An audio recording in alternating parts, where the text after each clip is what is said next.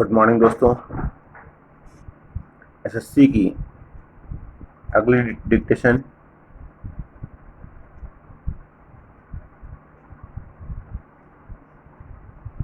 5 minute की रहेगी। 100 word पर minute. Then get ready and start now. Honorable members will notice that so far as public relations go, the bill has covered adequate ground in a measure like the Companies Bill, however, which covers the entire field of the operation of joint stock companies.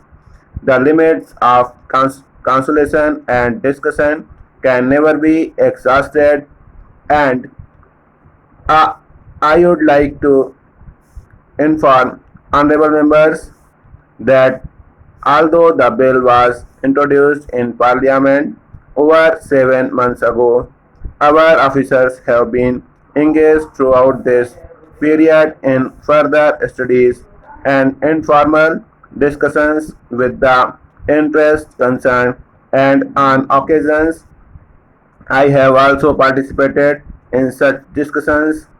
I have also given some further thought to some of the issues arising out of the bill, and I propose at the appropriate stage to bring before the select committee and changes in the provisions of the bill which seem to me to be worthy of consideration in the light of these further examinations. Now, honorable members would have noticed that the bill contains 6 clauses and 12 schedules. I think it is probably one of the longest legislative measures in recent legislative history, but its size might be regarded as misleading unless I make a few comments. The bill is both, one must remember, a consolidating and amending measure as mentioned in the statement of object and reasons.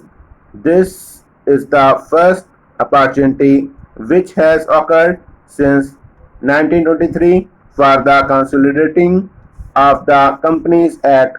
Advantage has been taken of this opportunity to redraft several long and complicated sections in the present Act, which have been split up into a large number of classes. This is the largest single factor accountable for the increase in the number of classes in the bill.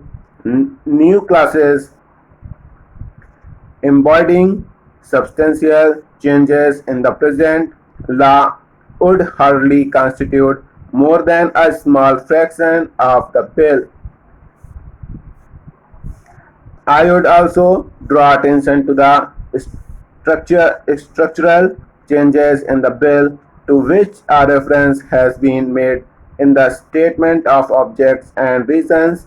The redraft of the bill and the rearrangement of the existing chapters in the Companies Act in a more logical order have, I think, resulted in a noticeable improvement in the form of the bill, and I hope will facilitate better understanding and appreciation of the scheme.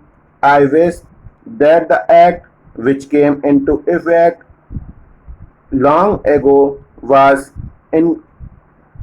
implemented properly. I know that the minister here is very earnest and implementing it, but unfortunately his colleagues and at the state are disappointing him. Unfortunately, no steps have been taken for trimming or toning up the administration at the state level and at the district levels.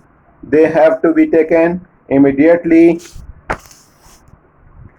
I should like Now to make a few observations on the budget. This budget marks a turning point in the history of our country. It is no use attempting, as some of my friends have done, either to depreciate the budget very strongly or suggest that we are not witnessing a new revolution in our methods of fiscal training and techniques. Stop. Thank you.